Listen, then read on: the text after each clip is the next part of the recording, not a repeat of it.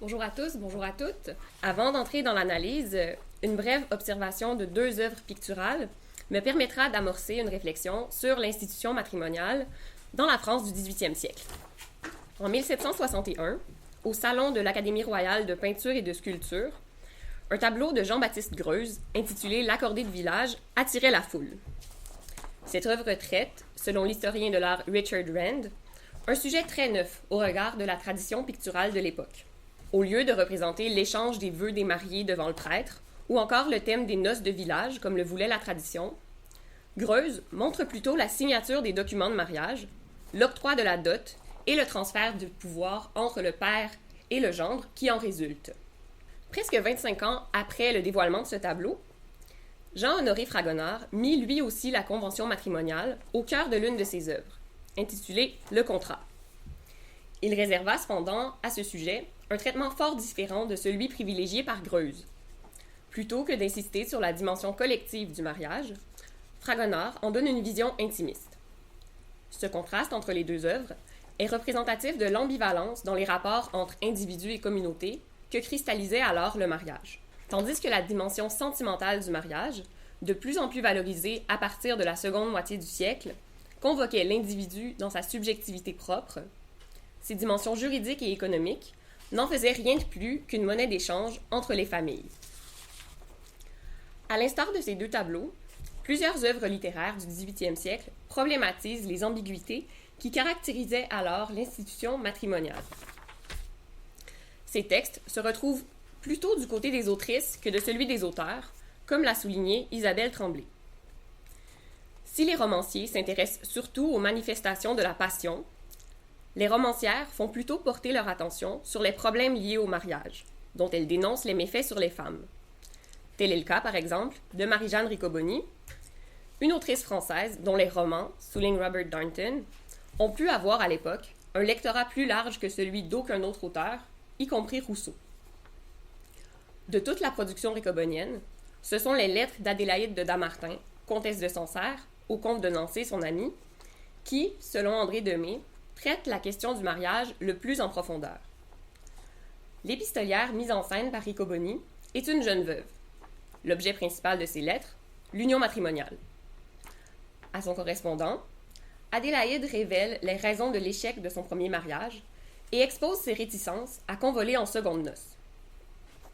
Elle lui avoue aussi sa passion inquiète pour un homme marié, le marquis de Montalet. Après que celui-ci est devenu veuf, Adélaïde relate les tractations conduisant à leur future union. L'épistolière fait aussi part au comte de Nancy des nouvelles de leur cercle d'amis, peuplé de personnages préoccupés de mariage et d'établissement. Après avoir brièvement exposé les paradoxes du contrat de mariage et le statut juridique de la veuve dans la France d'Ancien-Régime, je montrerai comment le roman problématise l'usage que font plusieurs personnages féminins de leur liberté et comment il va jusqu'à remettre en question la définition et l'existence de celle-ci. Dans la 53e missive des lettres d'Adélaïde de Damartin, l'épistolière cède la plume à son amie Madame de Martigues.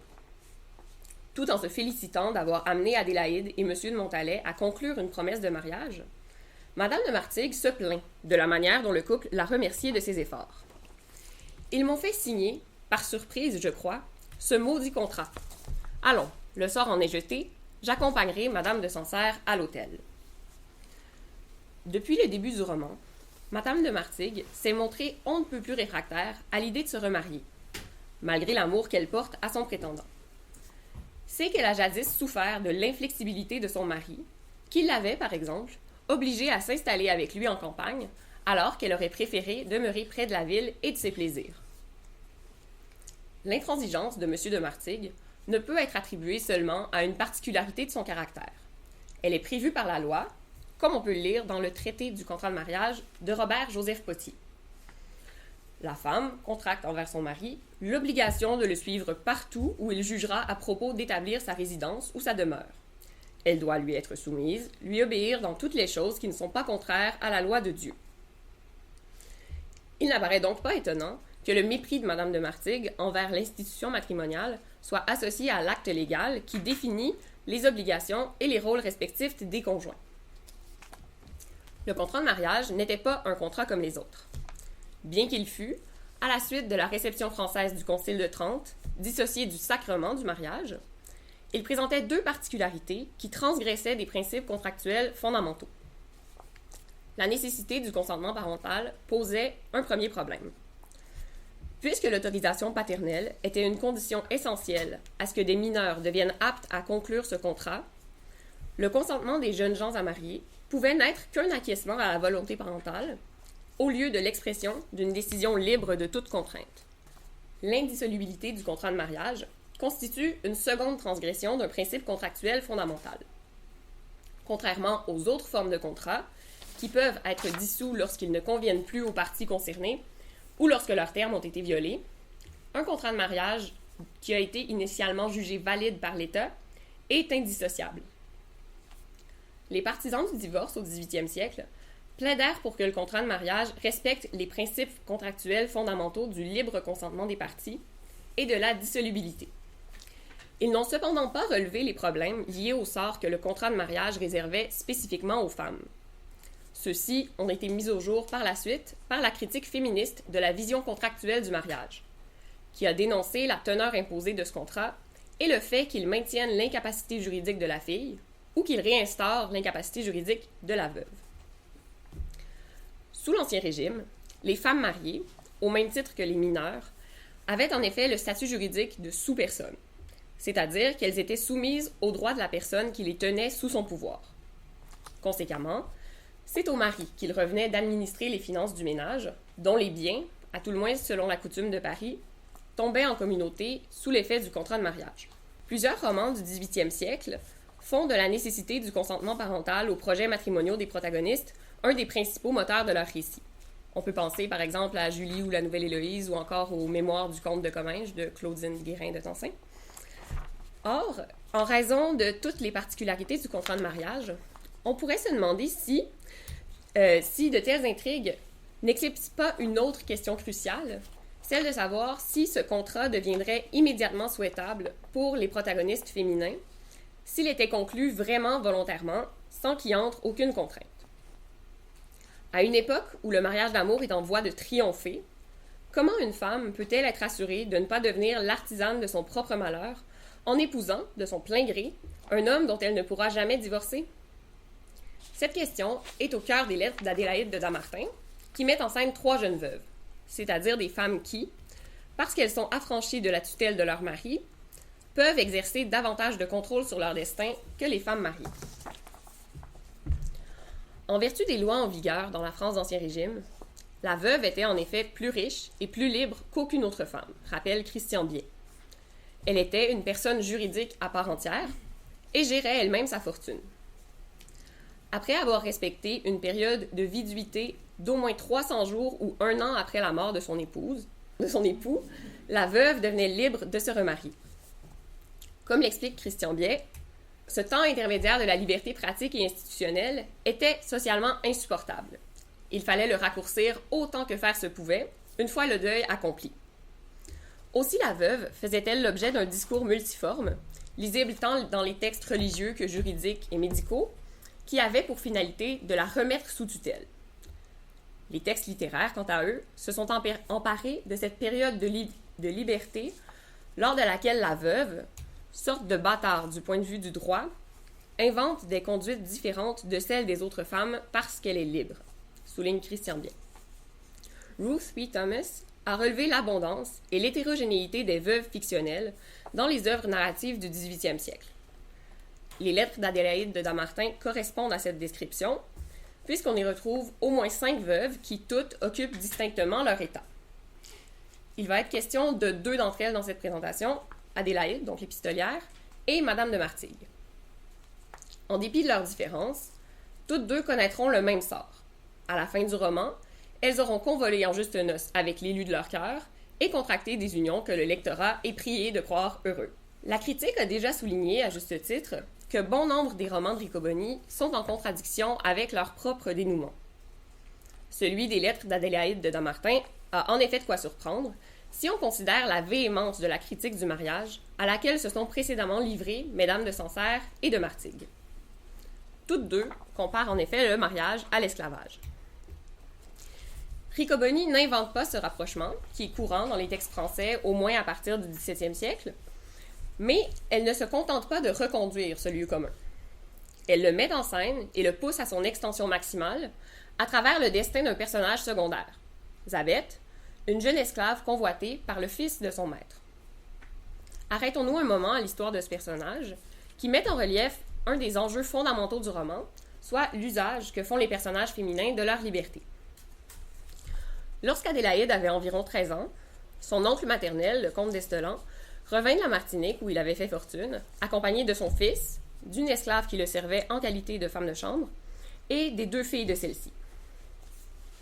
Peu après son arrivée en France, d'Estellan fils s'enfuit avec l'aînée, Zabeth, dans le dessein de se marier avec elle. Cette proposition matrimoniale avait en effet de quoi convaincre la jeune femme.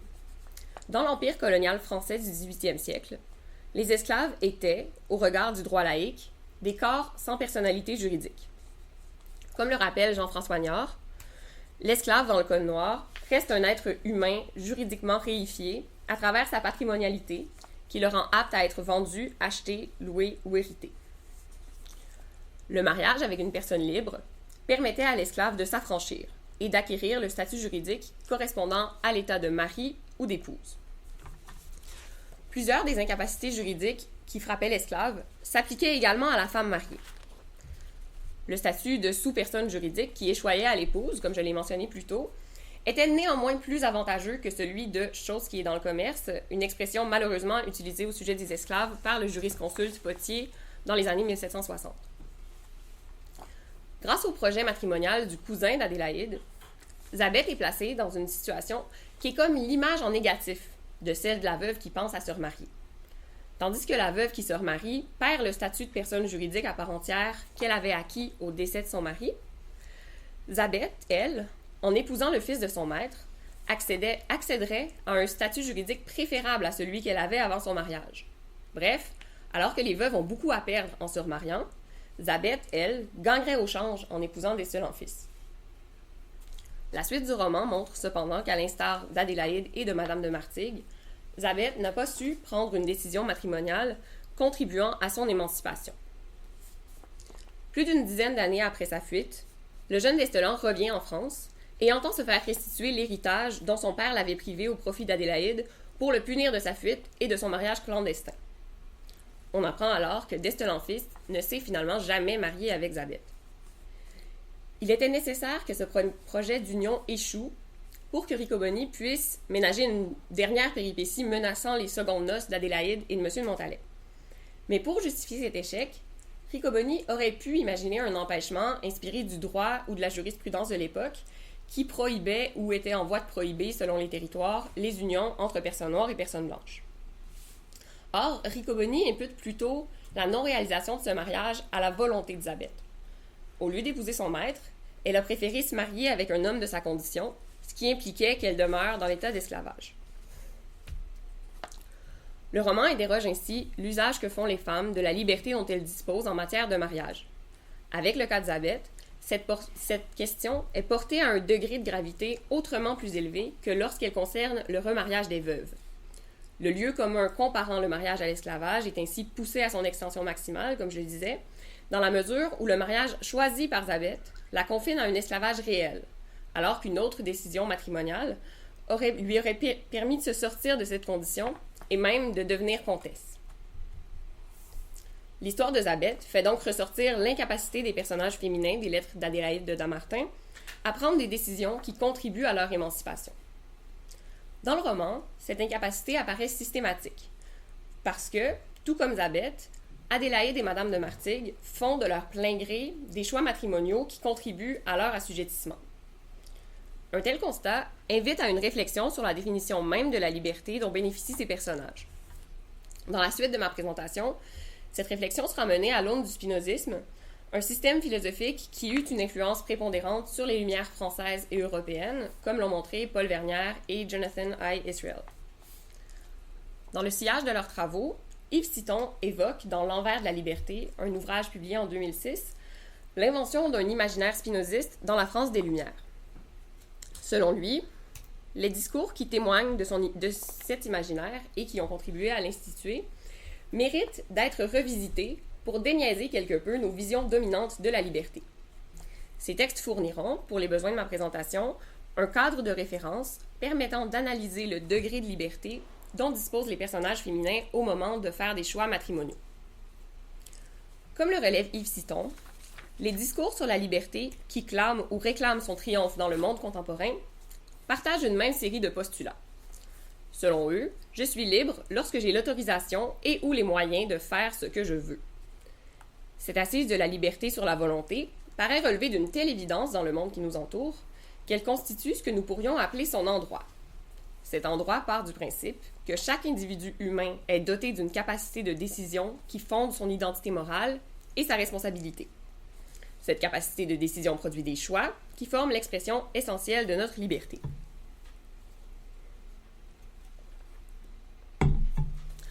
En vertu de cette définition de l'endroit de la liberté, il serait possible de dire que les 3 jeunes femmes des lettres d'Adélaïde de Damartin sont libres. Zabeth épouse un autre esclave plutôt que de céder aux pressions du fils de son maître. Après avoir refusé bien des parties, Adélaïde se réjouit d'unir sa vie à celle de Montalet.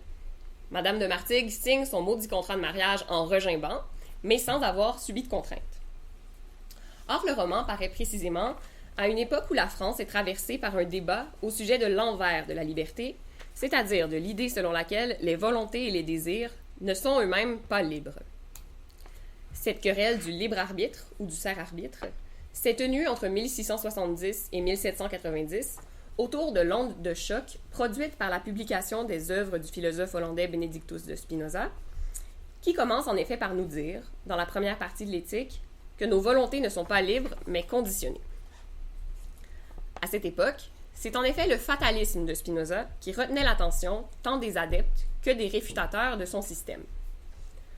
Dans les textes des critiques de Spinoza comme dans ceux de ses partisans, la thèse moniste que défend ce philosophe et le fatalisme qui en découle furent poussés jusqu'à leurs dernières conséquences. Riccoboni fréquentait Diderot et le baron d'Holbach, 2 philosophes qui étaient assez près du centre de la nébuleuse spinoziste des Lumières, selon Yves Citon. Elle a écrit les lettres d'Adélaïde de Damartin pendant le 3e quart du 18e siècle, soit à l'époque où le spinozisme des Lumières trouva à la fois sa logique d'ensemble et ses formes de déploiement les plus suggestives. Même si le roman n'incline pas vers le débat d'idées, il est traversé par certaines des questions qui préoccupaient alors les sectateurs de Spinoza et leurs adversaires. En montrant plusieurs personnages féminins qui, en toute connaissance de cause, font des choix contraires à leurs intérêts, il participe à cette large réflexion sur l'envers de la liberté. Après avoir explicité quelques-uns des fondements de la pensée spinoziste et certaines de leurs implications, j'analyserai à l'aune de ceux-ci les décisions de Madame de Martigues et d'Adélaïde. Ce faisant, je mettrai au jour les réseaux d'interdépendance dans lesquels s'inscrivent ces jeunes femmes et les manières dont le roman donne à lire les conditionnements qui pèsent sur elles. Le fatalisme spinozien découle de la thèse moniste développée dans l'Éthique. Selon cette thèse, il n'existe qu'une seule substance, soit une seule chose qui est en soi et est conçue par soi, Dieu ou la nature. Tel qu'on le conçoit Spinoza, Dieu n'est pas distinct du monde comme le Créateur l'est de sa création. À la fois créateur et création, il est la substance unique en laquelle tout existe, ce qui peut être interprété à la fois comme de l'athéisme ou du panthéisme. Tout ce qui nous entoure, les objets, les plantes, les animaux, mais aussi les humains, selon cette thèse, ne sont que les modes ou affections de cette substance. Les implications de cette thèse sont innombrables et ont donné lieu à de nombreux débats, mais j'en retiens pour l'instant seulement ce qui touche directement la question du fatalisme. À l'époque, on reconnaissait généralement que la nature était régie par le principe de causalité, donc par l'enchaînement des effets et des causes. On pensait cependant que l'humain échappait à cette logique, parce qu'il était doté d'un libre arbitre lui permettant d'agir à son gré indépendamment des causes extérieures. En nous disant que tout ce qui existe, y compris les humains, est constitué d'une seule et même substance, la thèse moniste met fin à l'exception qu'on accordait à notre espèce. Comme l'explique Yves Citon, selon cette thèse, la sphère des choses humaines ne constitue pas un empire dans un empire échappant miraculeusement aux règles déterministes que l'on observe dans le reste de l'univers, mais constitue une simple partie de la nature. Il en résulte que la volonté humaine est, elle aussi, soumise au principe de causalité, comme l'indique l'article Liberté morale de l'encyclopédie, je cite, « Spinoza et ses sectateurs disent que, Puisque tout effet présuppose une cause, et que, de la même manière que tout mouvement qui arrive dans un corps lui est causé par l'impulsion d'un autre corps et le mouvement de ce second par l'impulsion d'un troisième, et ainsi chaque volition et chaque détermination de la volonté de l'homme doit nécessairement être produite par quelque cause extérieure, et celle-ci par une troisième, d'où il conclut que la liberté de la volonté n'est qu'une chimère. Le monisme spinozien est ainsi strictement déterministe, c'est-à-dire qu'il implique que chaque événement est nécessairement suscité par les événements et les conditions qu'il précède, ainsi que par les lois de la nature. Selon Yves Citon, dire que tout est lié faisait sans doute figure d'un cliché quasiment universellement admis à l'époque. La thèse moniste débouche ainsi sur l'idée d'une interdépendance généralisée. La tradition spinoziste appliqua ce principe à tous les niveaux d'organisation de la matière. Et le cerveau, et la société, et l'univers dans son ensemble apparaissent aux yeux de cette tradition comme des réseaux d'interdépendance, comme des concaténations de conditionnements mutuels. Une telle manière de concevoir la société permet d'appréhender l'ambivalence qui caractérisait le mariage dans la France du XVIIIe siècle d'une manière nuancée, comme nous invitent à le faire les lettres d'Adélaïde de Damartin. À cette époque, coexistaient deux types de mariage. Il y avait d'une part le mariage traditionnel, qui était un dispositif d'alliance manifestant l'interdépendance objective et subie qui emporte le sort de l'individu sans égard à ses désirs propres. D'autre part, il y avait le mariage basé sur la sympathie des cœurs qui exprimait l'espoir d'une interdépendance choisie et respectueuse de la subjectivité des individus. Ce deuxième type de mariage gagnait à l'époque en popularité. Lorsque les deux jeunes veuves des lettres d'Adélaïde de Damartin considèrent l'idée de se remarier, elles aspirent évidemment à contracter un mariage d'inclination plutôt qu'un mariage traditionnel, une espérance que devrait autoriser la liberté procurée par leur veuvage. Or, dès le début du roman, il est établi que cette liberté ne va pas de soi et que d'autres facteurs que l'inclination entrent en ligne de compte lorsqu'une veuve se remarie. Le roman de Riccoboni divulgue l'ensemble causal et l'entrelac d'intérêts qui pèsent sur les décisions de chacune. Il fait apparaître le réseau d'interdépendance au cœur duquel se trouvent les jeunes veuves. C'est, entre autres choses, ce que montrera l'analyse du remariage de Madame de Martigues et de l'épistolière, deux personnages qui se montrent plutôt réfractaires à l'idée de convoler en secondes noces. Dans la deuxième lettre, Adélaïde rapporte une hypothèse émise par le comte de Pienne. Si une de ces trois charmantes veuves, dit-il, rentrait sous le joug, les deux autres suivraient son exemple. Madame de Martigues se déciderait enfin. J'obtiendrais son cœur et sa main. En plus de postuler l'existence de liens d'interdépendance entre les trois amis, je vais y revenir, cette phrase révèle les tensions qui caractérisaient les représentations du mariage proposées dans l'imaginaire social de l'époque. L'allusion au cœur, qui indique la possibilité que l'amour mène au mariage, est prise en étau entre deux images, celle du joug et de la main, qui évoquent tant le caractère contraignant de l'union matrimoniale que ses dimensions légales et économiques.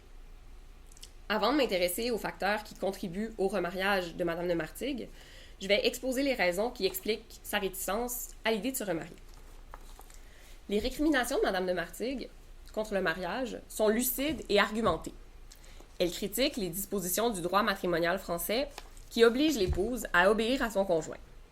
Pour ce personnage, le cœur ne semble pas peser bien lourd dans la balance, comparativement au risque de se trouver de nouveau à la merci d'un homme. Comment me résoudre à donner à un homme le droit de m'imposer des lois?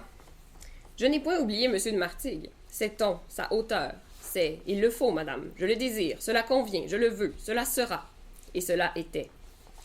Je préfère le comte de Pienne à tous les hommes du monde. Je l'aime, oui, en vérité. Mais l'espèce de sentiment qu'il m'inspire ne me donne pas la moindre envie d'être à lui. N'affaiblit point du tout la répugnance qui m'éloigne d'un lien assujettissant. Comme l'explique Adélaïde, ce n'est pas la légèreté dont on accuse Madame de Martigues qui l'éloigne du remariage, mais bien sa propre expérience qui la rend si difficile à persuader. Toutes deux éclairées par le malheur connu dans leur première union, Adélaïde et Madame de Martigues chérissent la liberté procurée par leur veuvage.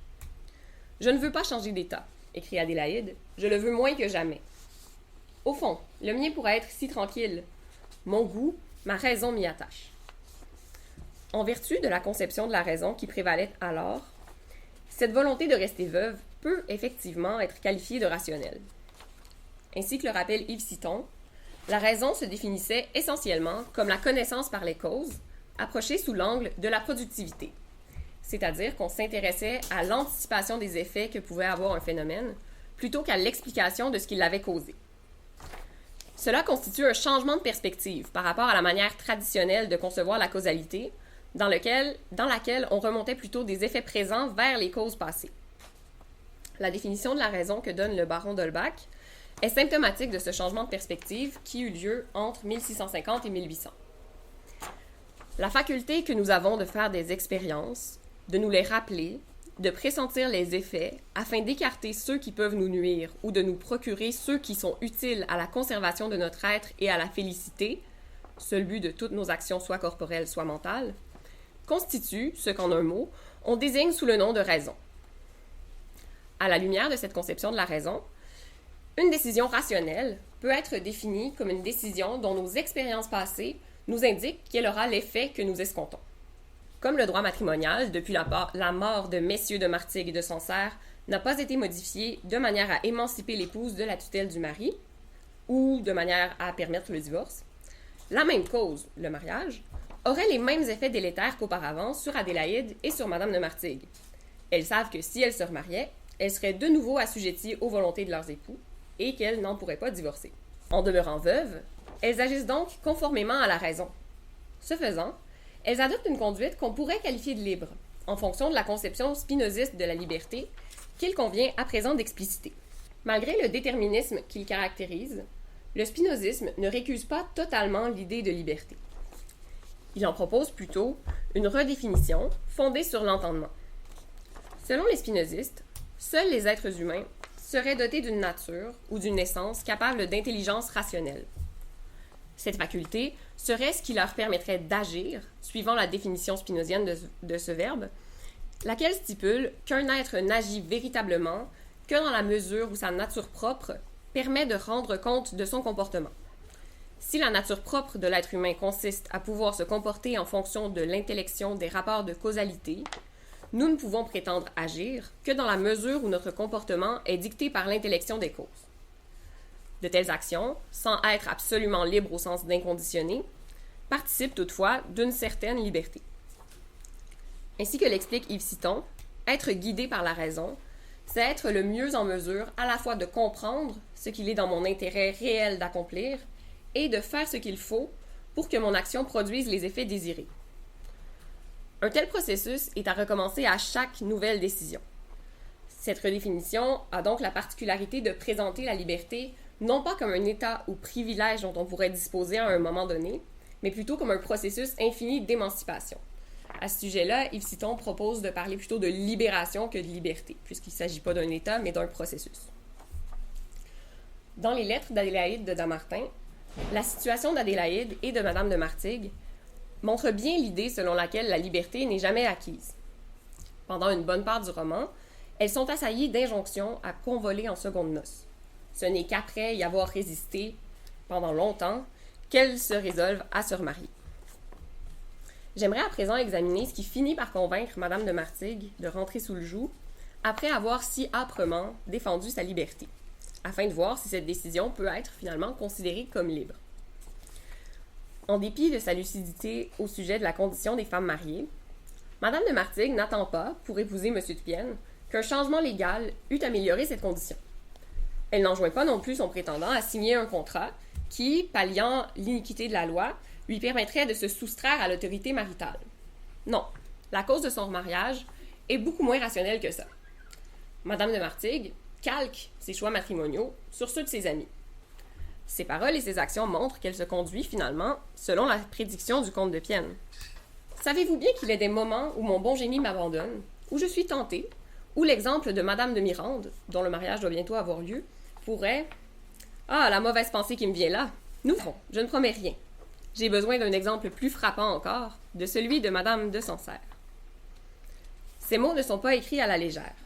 À peine Adélaïde et Montalet se sont-ils promis l'un à l'autre qu'ils prennent Madame de Martigues par surprise et lui font signer le maudit contrat en vertu duquel elle accompagnera Madame de Sancerre à l'hôtel. Une telle périphrase est révélatrice de l'ascendant d'Adélaïde sur son amie. Celui-ci est encore souligné lorsque le retour du jeune Destolan met en péril le remariage d'Adélaïde. Madame de Martigues m'impatiente. Elle jure, elle proteste de ne point se marier si je perds mon procès. Elle veut vivre avec moi, comme moi, tout partager avec moi, se plaint l'épistolière. En faisant ainsi dépendre ses décisions de celles d'Adélaïde, Madame de Martigues valide le lien causal qui sous-tend la proposition du comte de Pienne, selon laquelle la décision de l'une des trois amies de contracter une nouvelle union aurait pour conséquence d'amener les autres à faire pareil. Cela a quelque chose d'étonnant, d'autant plus que Riccoboni place dans la bouche du comte de Pienne une métaphore rentrée sous le joug qui évoque l'asservissement bien réel que peuvent connaître les épouses au sein de l'institution matrimoniale. Comme l'a déjà souligné Ruth P. Thomas, le comte peut prendre cette expression à la légère, puisque le joug du mariage ne pesait pas très lourdement sur les épaules des maris. On ne peut toutefois pas s'attendre à une telle désinvolture de la part de veuves qui ont connu des expériences désastreuses dans leur premier mariage. De leur point de vue, il apparaît curieux que la référence au joug, qui présente le mariage comme un mal, n'empêche pas M. de Pienne d'avancer l'idée selon laquelle les secondes noces de l'une des trois amies persuaderaient les deux autres de se remarier aussi. Son hypothèse aurait paru plus convaincante à la suite d'une évocation méliorative du mariage. En effet, il tombe sous le sens commun, qui nous donne un sentiment intime parfaitement évitant de notre liberté, qu'un agent tende à imiter les comportements qui lui sont présentés comme désirables et qu'à l'inverse, il essaie d'éviter ceux qui lui sont présentés comme nuisibles. Il est donc possible d'avancer que la cohérence de l'hypothèse du comte de Pienne repose sur un système de pensée qui va à l'encontre du sens commun en remettant en question l'existence du libre arbitre, donc le spinozisme. Dans la pensée spinozienne, comme j'ai déjà expliqué, l'être humain n'est qu'un mode de l'une substance, ce qui fait en sorte qu'il n'échappe pas aux règles déterministes qui régissent la nature. Comme le résume Yves Citon, concevoir l'humain comme relevant d'un monde de modes, c'est intégrer l'individu, apparemment limité aux frontières de son corps biologique, dans une entité collective dont les résonances internes et les mouvements ondulatoires déterminent son comportement. En faisant de moi un mode, Spinoza affirme que mon être et mes actions ne peuvent s'expliquer à partir de moi-même, mais seulement par référence à autre chose. Autrement dit, il faut chercher la source des actes d'une personne ailleurs que dans sa pure volonté.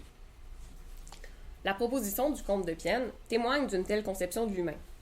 Selon lui, le remariage de deux des trois jeunes veuves dépendrait d'une cause extérieure à elle-même, soit le remariage de la troisième d'entre elles. M. de Pienne fait fi de la différence des caractères des trois jeunes femmes et de l'aversion de certaines d'entre elles pour le mariage. Sa proposition leur prête un comportement uniforme et abolit leur individualité. La pensée du prétendant de Madame de Martigues, en cela aussi, rejoint celle des spinozistes.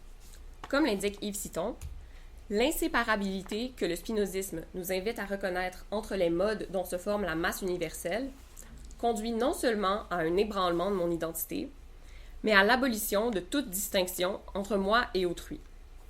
Quoi de plus clairvoyant et de plus suggestif pour peu qu'on prenne la mesure du rôle que jouent les phénomènes d'interconditionnement, d'imitation et de grégarisme dans les sociétés humaines? Madame de Martigues affirme à quelques reprises le caractère décisif que revêtent pour elle les choix d'Adélaïde et agit conformément à la prédiction de son prétendant. Ses actions en matière de mariage semblent donc tenir à un effet d'imitation tels ceux dont le spinozisme explique l'existence. Avec le cas de ce personnage, le roman met en évidence que le mariage d'amour, même s'il s'épanouit hors de l'économie des richesses et des statuts régis par les familles, n'est pas conclu dans un vide relationnel. Il est contracté entre des individus inscrits dans des réseaux de relations qui, pour être subjectivement choisis, n'en influent pas moins sur leurs décisions.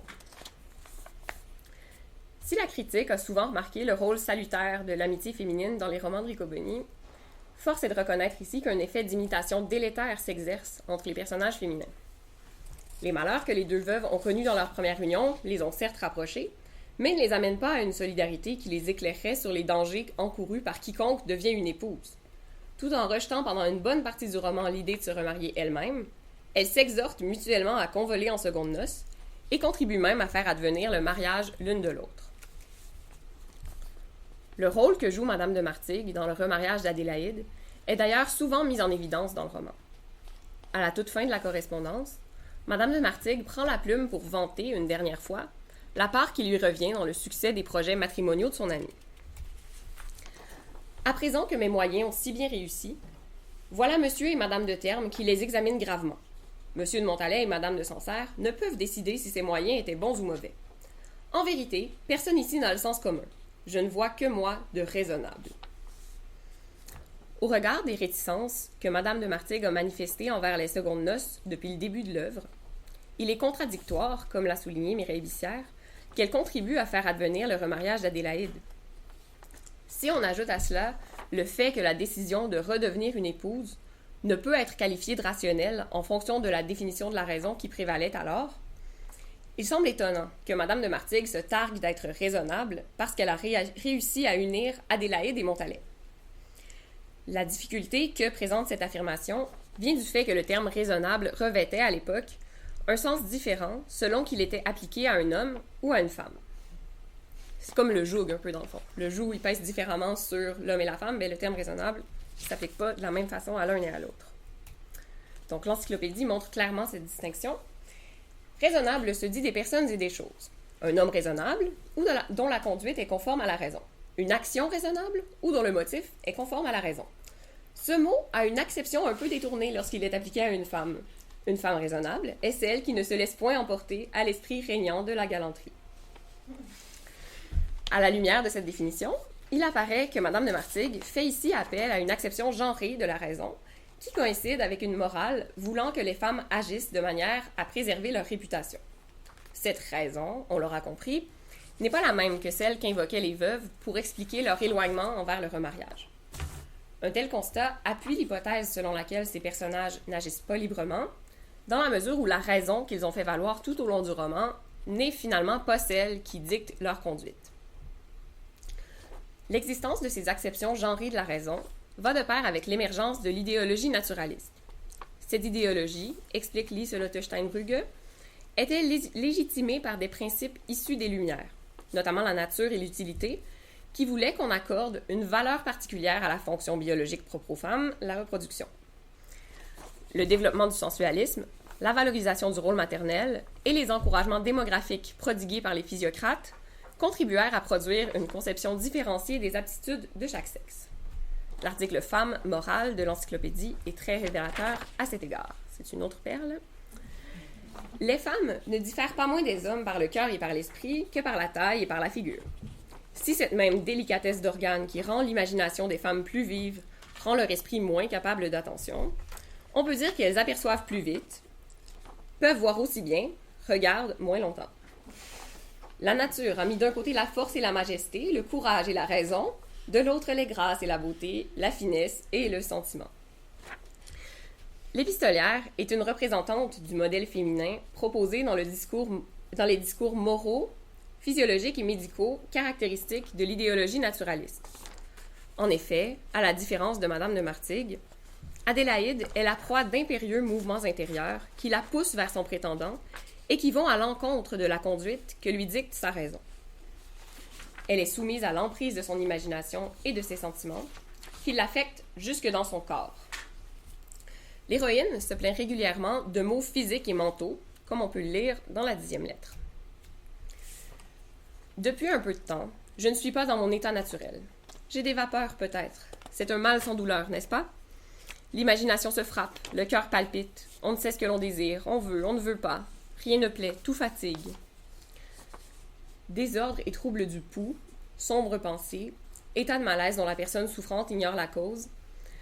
Adélaïde éprouve de nombreux symptômes que Pascal Noiset associe à la maladie d'amour. Quant aux vapeurs qui affectent l'héroïne, le lectorat a pu les interpréter comme un symptôme de son veuvage, voire comme un signe qu'elle devrait se remarier au plus vite afin de recouvrer la santé, comme le prescrivaient les médecins de l'époque. Tous les praticiens conviennent que les différents symptômes de vapeur qui attaquent les fées ou les veuves sont une suite de la privation du mariage. Les médecins sont souvent obligés de faire marier ces malades, et le succès du remède constate la bonté du conseil, indique l'encyclopédie.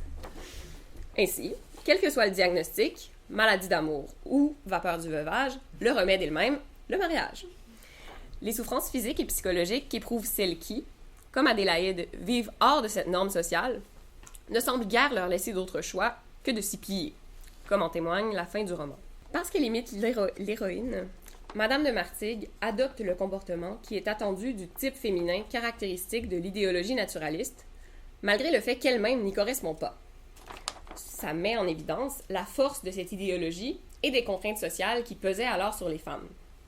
À cet égard, les dernières lignes du roman sont significatives. Après que Madame de Martigues a évoqué la conception genrée de la raison qui la fait coïncider avec la morale, un narrateur omniscient, sorti d'on ne sait où, nous apprend que, malgré la différence de leur caractère, ces deux aimables femmes, Adélaïde et Madame de Martigues, rendirent leur mari également heureux. Parce que vraiment, c'est ça qui nous inquiétait.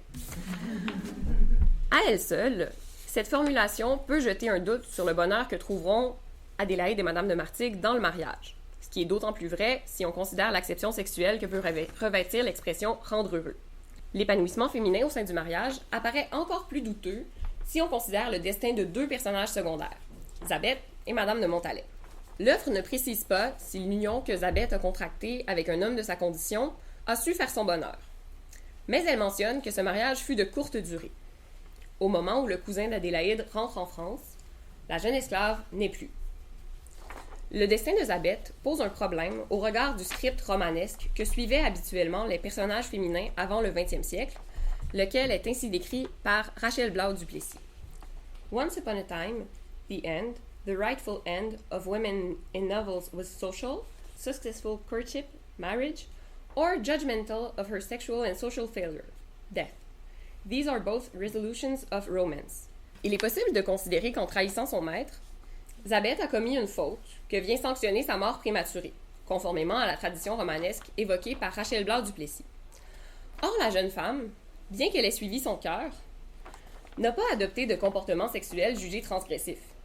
Même si elle désobéit à son maître, elle se comporte ultimement d'une manière qui préserve l'ordre social.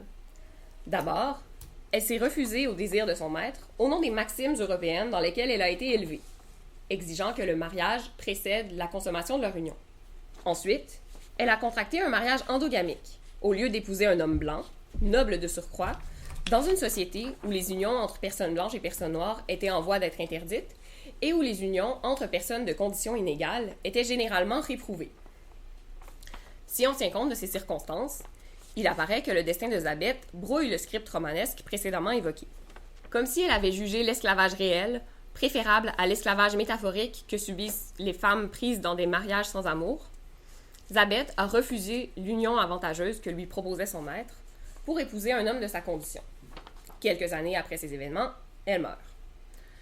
Ce destin conjugue les issues euphoriques et dysphoriques évoquées par Rachel Blau du Plessis, ce qui laisse penser que le roman ne célèbre pas la décision socialement acceptable prise par Zabeth. Le sort réservé à Madame de Montalet, un personnage qui incarne à merveille l'idéal naturaliste, va dans le même sens. Malgré les avertissements de son médecin, elle met sa vie en péril pour assurer une descendance à son mari. Les comportements par lesquels elle se conforme à l'idéologie naturaliste, donc le mépris de ses propres intérêts et la procréation, sont ceux-là même qui la conduisent à sa mort. Son sacrifice reste d'ailleurs vain, parce qu'aucun de ses enfants ne lui survit. Le destin de Zabeth et de Madame de Montalet montre que le roman est plus pessimiste qu'il n'y paraît au sujet du mariage d'amour et de l'idéologie qui pousse les femmes à contracter de telles unions. De là à les déclarer mortifères, il n'y a qu'un pas, que l'œuvre invite presque à franchir. En planifiant son mariage avec Montalet, Adélaïde songe déjà à lui préparer un veuvage financièrement confortable. Quant à Madame de Martigues, elle demande à M. de Nancé de lui offrir un compliment de condoléances sur son mariage prochain avec le comte de Pienne. En dépit de sa fin de conte de fées, il apparaît que l'œuvre présente bel et bien le mariage comme un contrat maudit, dont les conséquences, pour les femmes, ne peuvent que s'avérer funestes.